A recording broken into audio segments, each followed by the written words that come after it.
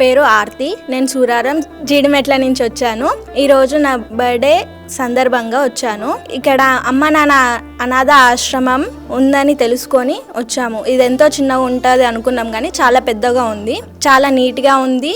మళ్ళీ అందరూ చాలా మంచిగా రిసీవ్ చేసుకుంటున్నారు.